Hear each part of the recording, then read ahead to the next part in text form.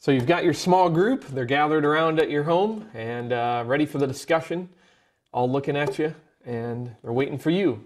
Now it's up to you as a small group leader to lead a discussion. A lot of times that can actually be the most intimidating part of the whole small group leadership process. This whole idea that you got to have a discussion that's engaging and entertaining, and people are learning something, and it involves everybody.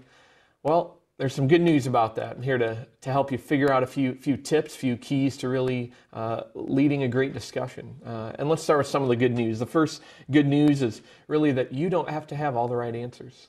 All right, as small group leader, it's not up to you. You also do not have to lead the perfect discussion every time. And, believe it or not, you don't have to get through all the material in every meeting.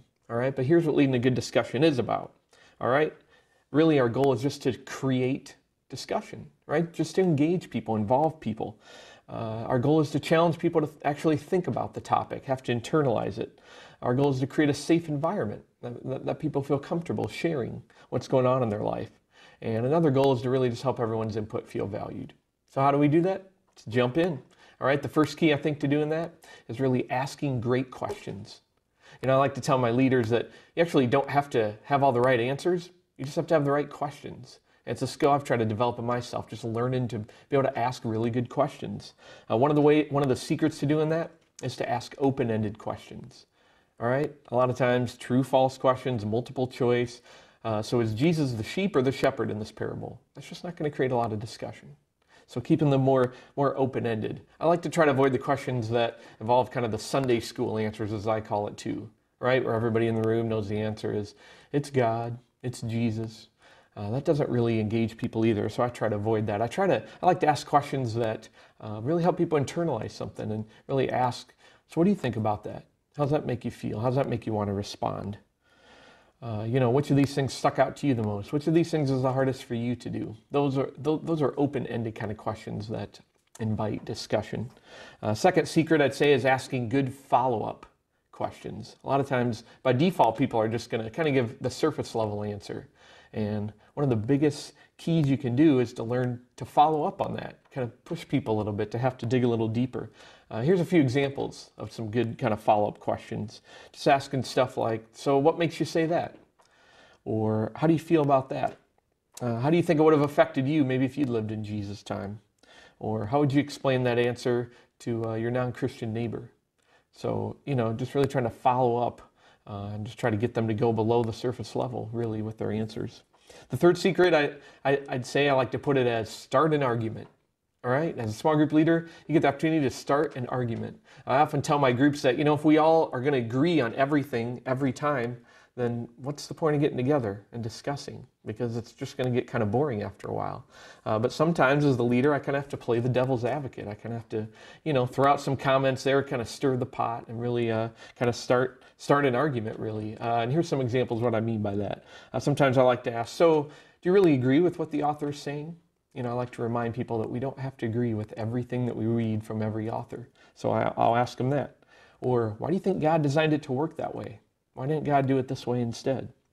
Or what would you say to someone who would disagree with you and push back against you on that? Or why do we really have to do it like that? Why can't we just do it this other way instead? So just kind of throwing out questions like that that'll kind of stir the pot a little bit. The fourth secret for this kind of question asking is making sure that we ask questions that ensure that really the rubber's going to hit the road. I always tell my group that at the end of the night, if we don't bring the discussion back to what does this have to do with me and my life, then really we're all just going to leave group a little bit smarter, which is fine, but without changed lives. And I think that's what's worth our time coming to small group. We want to see real life change. So at the end of the night, wherever the discussion went, I think the key is you got to bring it back to what does this have to do with me?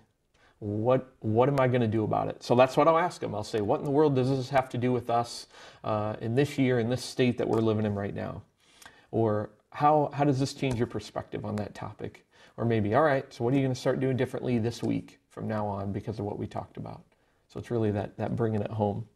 All right, well, the second key to creating these really good kind of discussions is making it a safe discussion. All right, we need to give people safe environments to share. A couple ways you can do that. One is to go through kind of the group guidelines, reminding people that what's said in small group stays in small group, that it is a safe place. Sometimes I'll even re-go through those every time I have a new couple or a new person join the small group, just to kind of remind everybody that. Another thing is to model it yourself, right? As the leader, you need to make sure that you're sticking to this privacy and confidentiality kind of code, that you're not out kind of blabbing what everybody was saying. Another one is make sure people feel affirmed when they answer, when they speak up. Even if you don't fully agree in the moment, a lot of times there's something you might need to pull them aside later to talk to them about. But in front of everyone in the group, it's really affirming because people are putting themselves out there when they share some of their thoughts and their feelings in front of everybody. And the last way is to avoid advice giving in the group. It's so easy to say, you know, if I were you, I would do this. And that just doesn't make it a safe place, really, for people. So avoiding those advice kind of statements. All right, and third and final key, I think, to really creating these great discussions is being able to handle the challenging people, as I call them. You know, one of my favorite book titles is called Everybody's Normal Till You Get to Know Them. I love that, because that includes me, right? Everybody's normal till you dig deeper into their lives and you find out all this stuff about them. There are some of the common kind of challenging people that you'll probably have in your group. You've probably been one of these at this time. I think I've been all four of these at different times. The first one is kind of the over-talker. A person loves to just dominate. They're the first ones to answer, just talk and just taking over the whole discussion. There's a couple ways you can handle that. One, I like to remind everybody, you know, say if there's 10 people in there, I'll say, all right, we're all responsible in here to contribute 10% to the discussion. All right, so that speaks to people that talk too much and too little. And another one is pulling the person aside, again, outside a group. Sometimes you can try to enlist their help in group. Hey, I'm trying to get these other people to speak up. Can you kind of help me? You know, maybe try to be the last person to answer. Maybe I can kind of give you a signal if it seems like you're starting to take over the group a little bit. Usually those are your leader types, so you can kind of give them that challenge and they'll respond.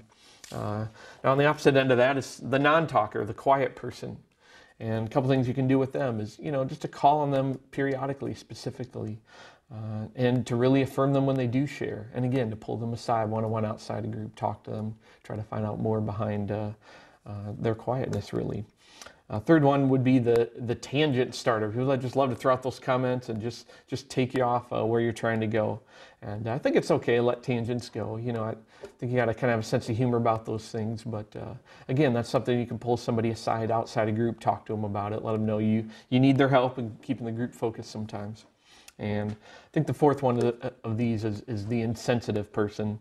You know, the person who wants to give advice, kind of make fun of other people when they share. And this really is a serious one. So this is one that's definitely worth a one-on-one kind of conversation and pull them aside with. So just remember, in the end, when it comes to leading a great small group discussion, our goal is not to have some perfect discussion and see this amazing life change right on the spot. All right, that's really God's job. It's really the Holy Spirit's job to move in people to life change. Our job, just to create an environment for safe discussion, environment for community.